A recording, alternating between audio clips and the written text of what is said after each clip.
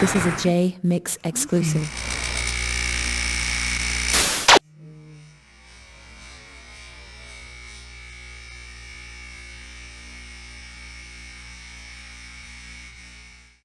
What up, There he homie? is. All right. How did you like hearing me drone on answering questions? Wasn't that fun Loved for the whole family? I loved it. I thought that was great. Thought that was thought you did a fantastic job with it. For me, I'm gonna take the. That's very charitable of you, RJ. Yeah, no. Welcome everybody. RJ Bond to the show. We appreciate everybody on here watching. Sorry for the hold up. I was having some computer issues yesterday, some funky driver issues, so went ahead and reset the computer, got it going. RJ's got a little bit of a different schedule now, so we'll be coming to you Wednesdays at 6. There it is, Gunsmoke. Welcome to the show. You ask, you shall receive. All right. The show is officially started now. When a fart gun enters the show is started.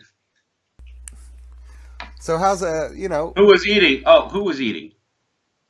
Oh, me? I was eating. I was eating chips. I was having potato chips. My favorite is the kettle cooked chips there. Oh, I like the jalapeno ones. Big time favorite. So anyway, and so for all of you who have just tuned into the show or just tuned into hearing me ramble, the fart gun is our bullshit meter. Instead of saying bullshit, we play the, because that's what it sounds like whenever Greg Kading starts talking. So, greetings, and let's see. Da da da da da. All right. Sorry about that, guys. I was looking at comments. So the name of this game that we're playing today is Who is Wayman Anderson and Why Should You Care? Okay, so let's talk about Wayman Anderson for a minute. Okay, and most people, a show of hands. I mean, how many people actually know anything about Wayman Anderson at all, other than you probably heard the name? Anybody can? Okay, you have. Yeah, slow hand clap. Slow hand clap. So what do you got? Da da da da da. It's so funny. You and I can sit here and talk for hours about it, and the chat just runs on, and they're on their own track. They're just doing their own thing. And it's like we can talk about Santa Claus, and they're still talking about, Frank Alexander and stuff. So, okay. No, I'm starting to see it. Most people Okay. don't even come here for us. It's just Wayman, a discussion. Wayman from Blank Man. Okay, Uncle Johnson, one of my favorite movies of all time. We got to call the commissioner. We got to want to talk to the commissioner, he said. Great movie. All right. So Wayman Anderson, depending on what you believe he says one day to the next, is arguably either one of the best witnesses for what happened with Tupac and Biggie that you could find, somebody that has some real inside information that could help this case and investigate this case, or it's complete and utter bullshit from a jailhouse person who's been locked up for so many years, and he hears bits and pieces, and he's wanting to insert himself into the middle of the investigation in the hopes that he can figure out some way to leverage his time out. Wayman Anderson was also known as Suave, and if I had been thinking about it, we probably should have played a little clip from his little tune that he did, My Girl, I think it was, wasn't it? Did he do like the remake of My Girl? I think that's what he was known for. Anyway, this dude was like a one-hit wonder back in the 80s. And he got nailed by the police and convicted of murder because of a situation where I don't remember if it was a record store, I think it was, that burnt down, and a couple of homeless people or drug people were in it, and they got killed from that fire. And they blamed him for it. They said he was there, he's the one who set the fire, and therefore he killed those people. Well, there's a lot of things going on about that that's probably not true. And it looks to me, from all the research that I did with Michael Carlin and information that we were given, that he may not have actually done the crime. And so for that reason, I talked with him for a long period of time. And I wanted to help the guy out. And we talked about doing a documentary together. We talked about doing a little story with him. But he was actually, I think, wrongfully convicted. Now, moving on to his relevance to the Tupac thing, what the interesting thing about Wayman Anderson was when the feds came in and did a big sweep of Death Row Records, and they actually came in and took a bunch of stuff in the file cabinets and all that. They found a cell phone at Death Row Records that was listed to Wayman Anderson. The cell phone was actually in Wayman Anderson's name. And the reason that this makes any sense at all or has anything to do with anything is the fact that when they went back and they pulled that cell phone's records, the last place that cell phone had transmitted from was the Peterson Auto Museum, where Biggie was killed the night that Biggie was killed. So you have a cell phone that's in the name of this Wayman Anderson that is evidence that directly ties to the killing of Biggie Smalls. So that's why the police started talking to Wayman Anderson. And Wayman Anderson had quite a story to tell about what he knew from inside the jail about things.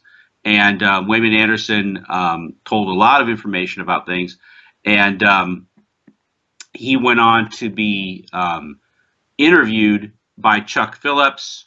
Chuck Phillips was trying to get him thinking. Wayman Anderson held for the longest time that it was the Death Row Police and Reggie Wright that was involved with the killing of Biggie Smalls. And it was related to Tupac, but in a kind of disjointed way. He didn't really go into details of how they were related, but they were. And they asked him again, and he gave all that information. He gave it up. Then they asked him to testify at the Biggie Smalls civil trial for Valletta Wallace, and he was willing to do that. But right before he did that, Chuck Phillips from the LA Times got a hold of him and gave him some information, and he claims that the Los Angeles County Attorney, Don Vincent, who was representing the city of Los Angeles against the Wallace case, came in and actually had several conversations with him and basically told him, you're going to stay in jail forever if you don't play ball and testify the way we want you to testify. And at that point, when they actually asked him to testify, he completely threw his old testimony out the window, recanted everything, and said that he was asked to lie about it. So now you have Wayman Anderson telling two different stories, and if you guys haven't heard that before, you certainly can remember it's kind of the whole death row story. They say one thing, and then when the police get a hold of them, they say something different. So that's kind of where it's at with Wayman Anderson. He's had a lot of interesting things to say, and over the next few weeks, maybe we'll put some stuff out that Wayman Anderson has had to say. He called me from jail, and I had written him a letter, and he called me from jail, and we talked for a few phone calls before I ever wanted to try to do anything with him. And it's a shame that we didn't get a chance to. We were getting ready to sit down and do a contract that kind of all fell apart.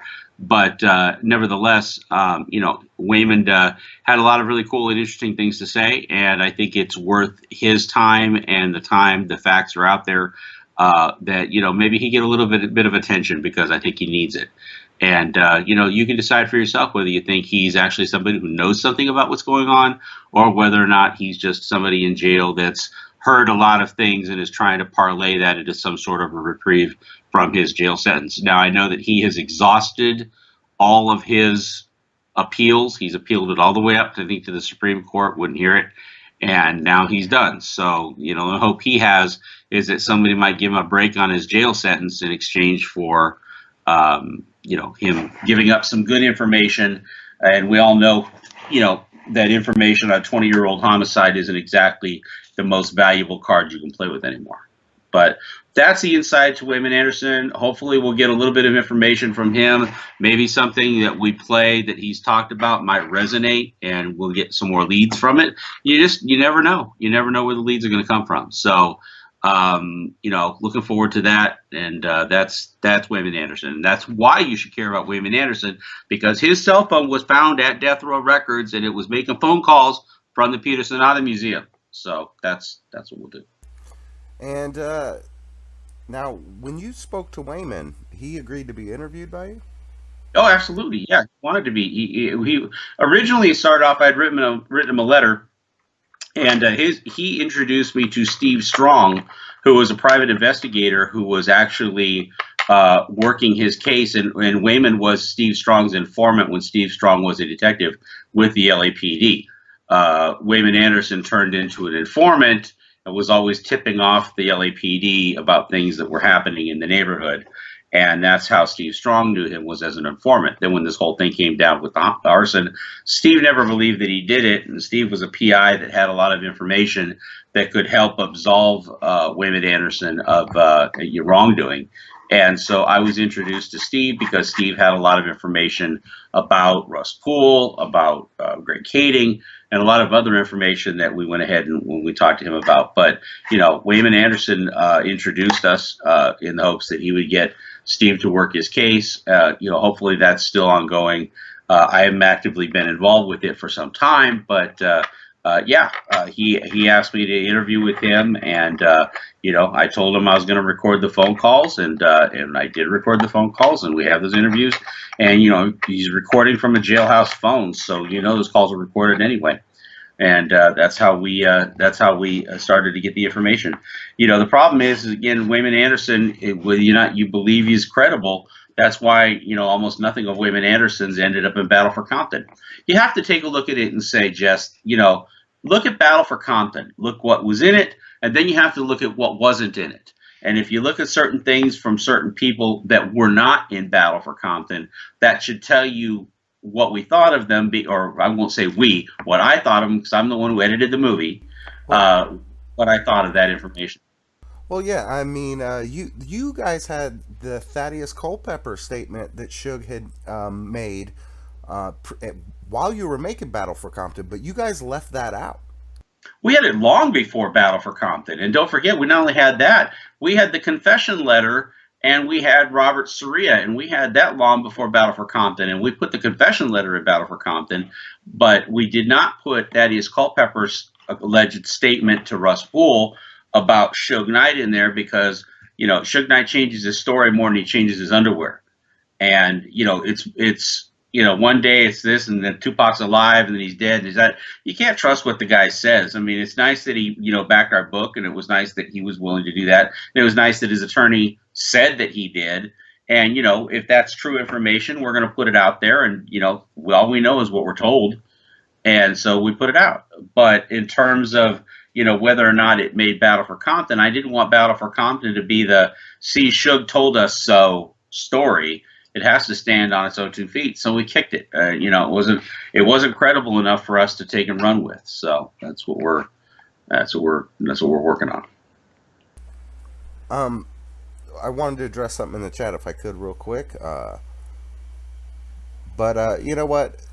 I'm not gonna let Daz hijack another stream. Daz is welcome to come on the show, but I'm not paying Daz anything. Daz can come on. He would get the pleasure of my company, and I'll give him a platform to speak on unedited, but I'm not gonna pay Daz. What's up, Daz, and all that, but we got some stuff we want to address, so this is not the Daz show. Could be, but it's not.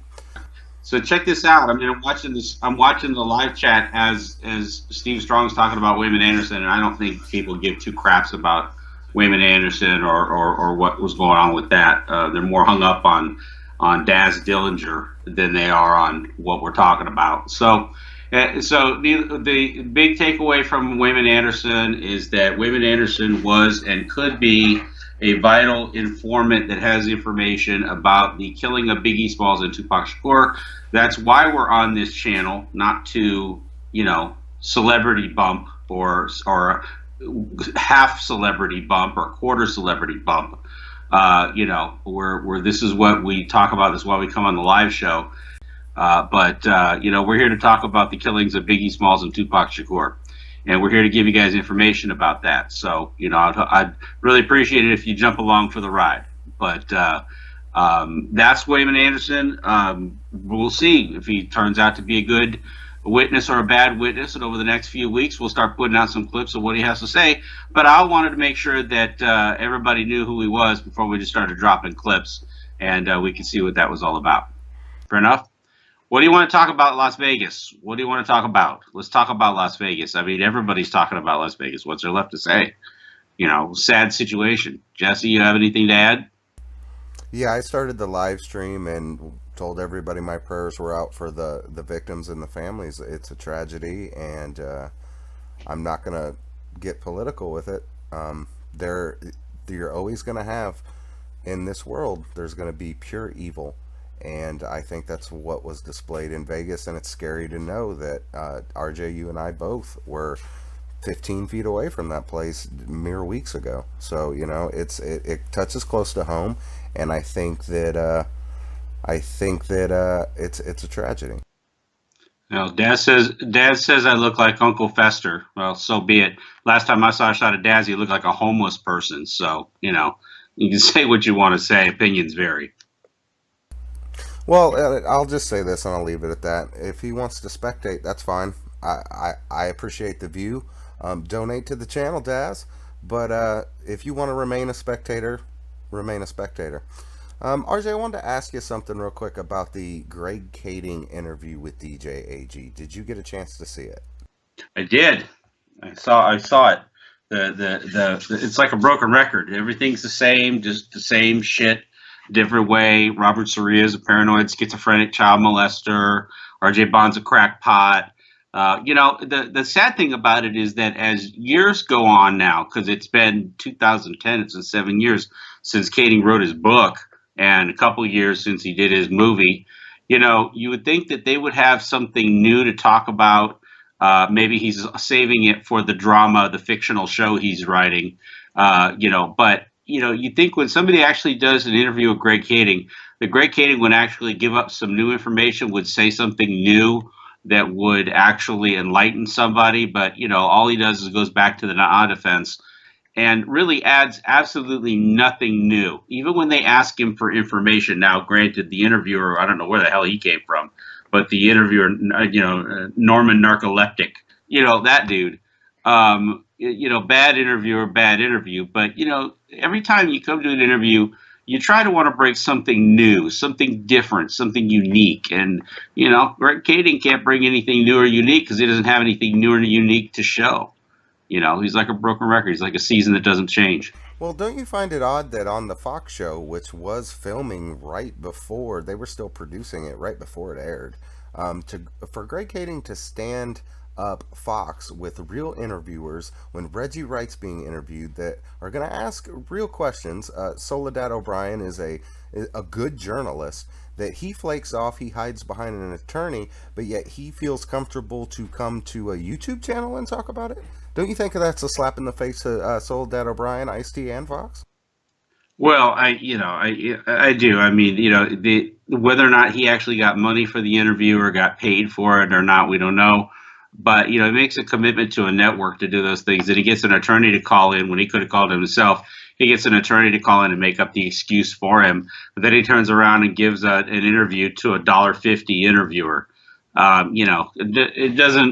It doesn't make a lot of sense to me, only except for the Greg Kading's expectation of AGTV is that it has no traction. So he really didn't think it was going to be seen by anybody, and therefore it doesn't hurt him to interview because if a tree falls in the woods, nobody cares. So. And, you had said a long time ago, I believe you coined the phrase to, enough with the talk, just show the docs. Greg Kading did a documentary where he has access, according to him, of all these investigative files, and yet, if it wasn't for channels like mine, you wouldn't see, he had the Jake Robles incident report, but nobody had ever seen it online. And what does that say to you? Because what that says to me is Greg Kading doesn't want anything to be disseminated publicly because they can find flaws in his reporting. Now, Greg Kading said that Orlando Anderson was one of the suspects in that shooting, and if I read the police report the way I read it, it didn't describe anybody that would match Orlando Anderson. Well, right. I mean, that's the problem. I mean, the devil's in the details. It's in the documents. It's in the information that was collected by real police when they were doing their job.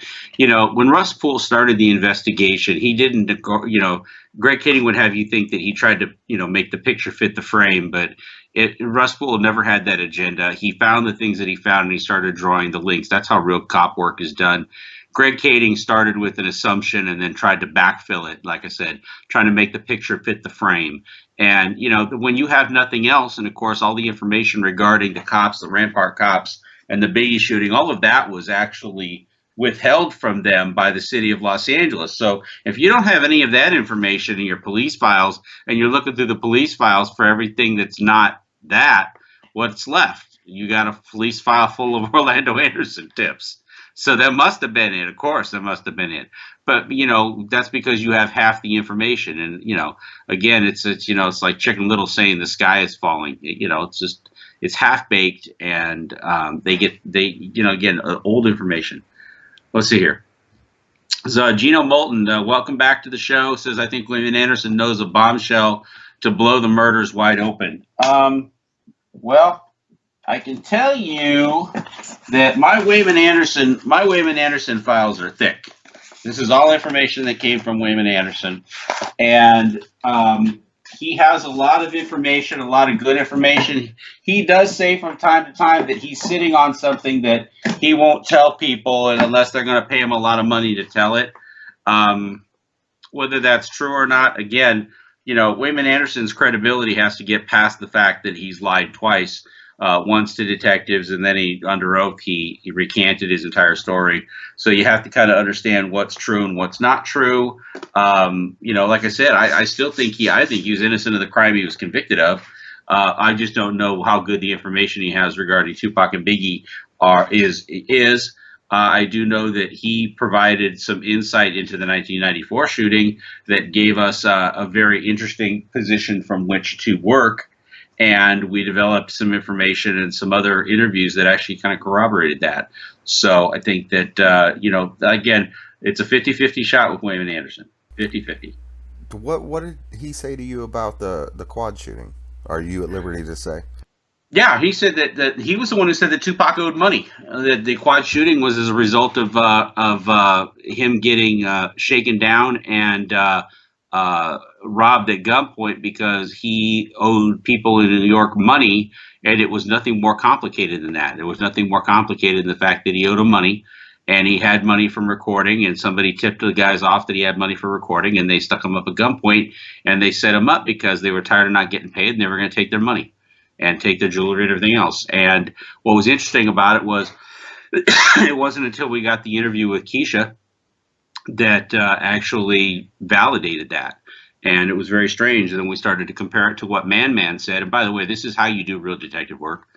You start to piece stories together and see if real legitimate people whose names are known, and they're not just some random confidential informant that doesn't have a name, so you can't question their credibility. These are real people who have names and real lives. They actually were corroborating each other's stories. So it's definitely an interesting theory. But Wayman Anderson was the first time I had been told that came from Wayman Anderson. Is there any news on the Wrights? No, nothing new. I checked the stuff. It's been quiet as a church mouse. But of course, let's talk about the Fox interview. I mean, when Reggie Wright sat there and they said, "Did you do it?" and he says, "I screwed up." There you're looking at a guy who's comfortable that he's made a deal with the authorities, because basically that's an admission of guilt on national television. And bear the question, what did I screw up on? But he screwed up, and he admitted he did it.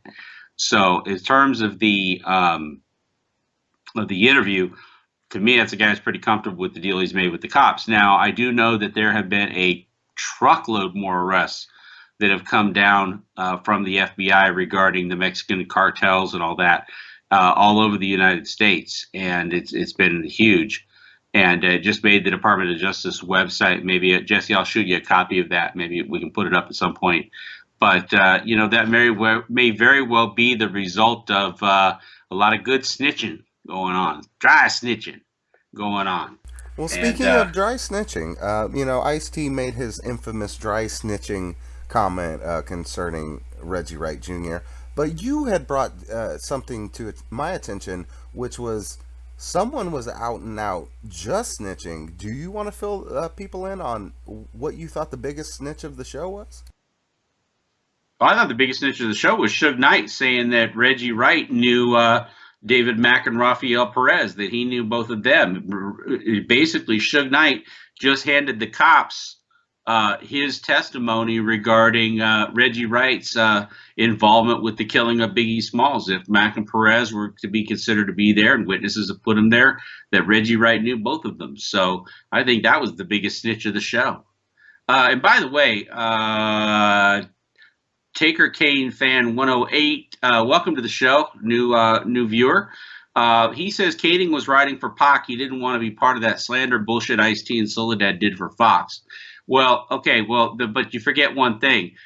They were saying Orlando Anderson killed Tupac, and Greg Kading, that's been his whole theory all along. So I don't understand how you could say somebody is writing for Pac, not doing a show. I'm not really even sure where that comes from.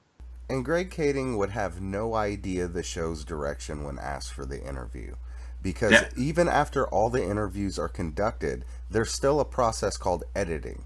And the way that they edited the Reggie Wright interview, showing the camera, showing the break, showing him sweating, that's an intentional edit. They edit it that way.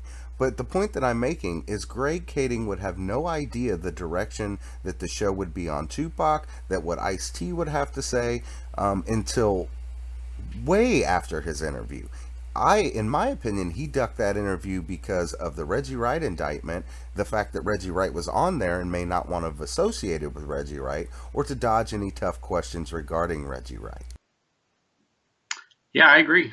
I agree 100%. Yeah, you do a show. I've done millions of these shows. You don't know how it's going to end until it ends. They do an interview with you, and speaking of Daz will be the first one to tell you can do an interview. You're not even guaranteed to be on the show. So the fact that Greg Kading would know anything about it, where he would get out of it the 11th hour, he had absolutely no idea what they were doing. So there you go. But let's see. Gino says RJ Suge didn't snitch. He just shot the stuff back in Reggie's lap. Somebody pulled Suge's coattail.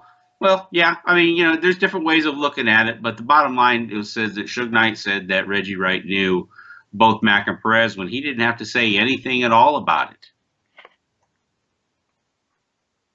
Yeah, because when asked if Suge knew him, he said, no, those are Reggie Wright's guys. And Reggie Wright had said, I don't know those guys. So, I mean, that's a snitch. That I'm not laying out the snitch card on Suge, but I mean, when you are giving away, when someone asks you a question and your response is to bring up another man's name and his association with people, that, my friends, is the textbook definition of a snitch, and you don't need a white guy from outside Chicago to tell you that. That's true. So why do I have to do Daz so dirty? Wait a minute, I don't know. Daz is running around calling me Uncle Fester. So turnabout's fair play. We can do that. Nobody's above it. And besides, he's just giving shit about me, and I'm just giving shit about him. It's all in good fun. It's not meant to be personal. Please. And I just, I'm not saying anything about Daz other than he's ducking me. I mean, he's ducking me pretty hard, and I know you watch my videos, Daz. I mean, check out your Instagram. Even people want you on here. But the thing is it's easy to be the armchair quarterback. It's easy. I like Daz. I got nothing at all. I like his music. I enjoy him and all like that. But don't fucking call me Uncle Fester and then not expect to get it back. But it's easy to call the shots from the side. If you want to come in and do some crossfire, I mean, I'm ready for it. I'll give you the platform. I won't edit you down. But you know what? I mean, you're going to face some real questions. As much as I love 313, I felt that you did the interview because it's a friendly spot for you. This is a friendly spot for you, but tough questions will be asked. And I commend Rel at 313 for that interview. But I want to ask you some tough questions, Daz. I mean, if you're scared, you're scared. Realize asks, RJ, is the George Torres case connected to Reggie's drug running? No, but they did. If you look at the interview that they did with Keith Davis, the case title was Jerry Hawkins, and it's the Hawkins family. Yes, the relation is to Tammy Hawkins, a.k.a. Teresa Swan. And by the way, we need to bring that up again, too, because Kading mentioned it in that AG interview. He mentioned Tammy Hawkins, Teresa Swan, that Tammy Hawkins alias was in his book. You got to realize something. The reason that Suge Knight and Reggie Wright had a falling out was because Reggie was banging Tammy Hawkins. Reggie was living and renting an apartment with Tammy Hawkins. I've got the eviction paperwork. Again, show the docs, where they were both evicted. They couldn't pay the rent, and they both got thrown out on their ass. They got evicted. So, Reggie Wright and Tammy Hawkins. So it is confirmed that Reggie Wright and Greg Kading's main witness against Suge Knight were dating. Well, yeah, they rented an apartment together. They both got evicted together. Okay, what do you think? Reggie just bought her an apartment out of the goodness of his heart? Please, I kind of doubt that. And that had been the rumor for a long time. But again, when you got the court documents where they're both being sued by the landlord, both being thrown out, and he's winning an eviction judgment against them, I guess that kind of says it all, doesn't it? RJ, California girls have high morals, and I think you should apologize for that statement. I from the bottom of my black heart, I sincerely apologize to anybody that might have been living with somebody else's baby mama while they were in prison. And my heart goes out to them. I feel very bad for their predicament, and I especially feel bad for all the people that don't pay their rent and get evicted, because that's a bad thing. I'm just playing, RJ. We're hard on thoughts on this channel, just so everybody knows we're hard on them over here. Absolutely. Yeah, we are. Always. All right, so moving back along. Did Kading kill Big Frank? No, Kading did not kill Big Frank. Okay. And Kading was not. Oh, and by the way, Kading did mention something in there that, we'll just kind of talk about for a second. But this whole thing about Kading being in Las Vegas at the MGM and being seen on the MGM tape, Kading actually finally took the time to call bullshit on that one. And, we'll just kind of leave it at that, because that's probably the only truthful thing he said. RJ, who's Jerry Hawkins? Jerry Hawkins is a big drug dealer in South Central, an alleged drug dealer in South Central. Let me rephrase that. In the Hawkins family, and the DEA was doing an investigation on Jerry Hawkins, and they brought Keith Davis in because Keith Davis might have had information about Jerry Hawkins. I can tell you that Jerry Hawkins had nothing to do with the Biggie and the Tupac case. So why would they be talking to Keith Davis under the caption of the Jerry Hawkins case? You've got that Greg Kading document. It's one of the few he put up there. But yeah, that's who Keith Davis was probably doing business with. All right, let's see what we got here.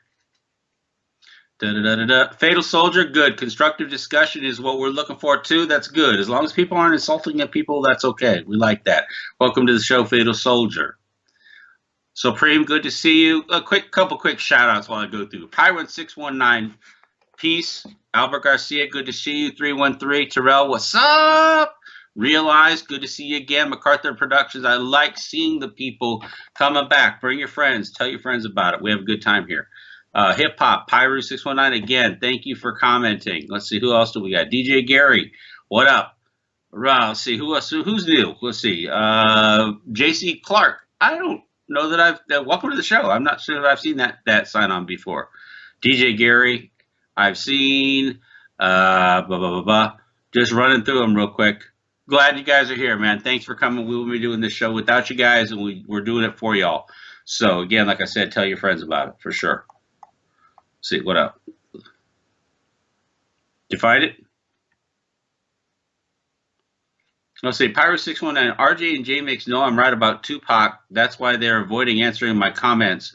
What comments? I have to go back and look. These comments come by so fast. Yeah, put that because I'm streaming. I can't pull up the comments. I can look at my phone, but yeah, what are we dodging your question about? I don't dodge questions. Yeah, we don't do that. Daz knows Snoop Dogg is a fake Crip that paid to be a Crip. Well, then maybe he does. I don't know. Well, I didn't RJ knows Daz the fix was in on Tupac being an industry plant. I do. Okay, well, I didn't need Daz to tell me that. I already had Flossie do that. You can check those videos out on my channel. I agree. Pyro619, Tupac would not have been down with the new gay hip hop, and they know it. Yes, that's true. I would agree with that too. I think he would have been very upset with the way the music industry is now. But then again, most people in the music industry are actually not happy with the way the music industry is now. I mean, even the people that are in it aren't happy with it, because nobody's getting paid. What used to be, what was celebrated was 10 million records being sold. Now, if you sell 1 million or you sell 500,000, that's a big deal. You sell 100,000 records, it's still a big deal. It's not like it used to be at all. And so there's a lot of people that are mad. I want to say RIP to Tom Petty back in the swing of it. A very unappreciated artist who did a whole lot of great songs for people, and he will be missed. 66 years old, had a heart attack. Piece to Tom Petty for sure. Hip hop. Frank never committed suicide. Well, you'll have to debate that with the Murrieta Sheriff's Department or Murrieta Police Department, because they said he did. So we'll have to see about that. And All right. why don't everybody ask the Marietta, California Sheriff's Department if they can see an autopsy report, if they can see a death certificate, anything for Frank Alexander? And no, that doesn't mean he's still alive. It means they're not releasing that to anybody. Right. I tried. Hustle, I heard someone say Kading's sister was a witness to Frank's suicide. Please. She's got nothing to do with any of this stuff. She dated Frank back in the 90s. I knew her. She had nothing to do with it. And she had absolutely nothing to do with Frank's death whatsoever. And that's just irresponsible people saying things that are just irresponsible. Yeah, we don't attack legitimate businesswomen here on this channel. Nope. All right. You discussed the whole Snoop telling Daz don't fuck this up, a reference to Vegas. Well, the movie Compton pretty much, says it all right there. That would be one interesting reason that we would love to have Daz come on the show, is because if there's another explanation of that, I'd love to hear what that is, and then we can put it out there and let people decide. Well, Daz, I would love to know the comment. How long exactly were you on that fuck death row shit? And where did that stem from? Yeah, so we already knew that there was bad blood there. It was pretty obvious.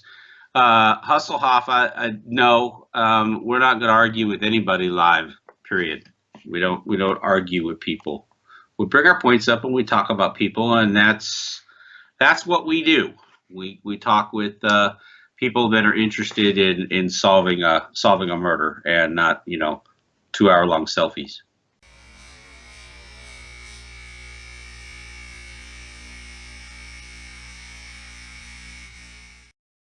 This is a Jmix exclusive.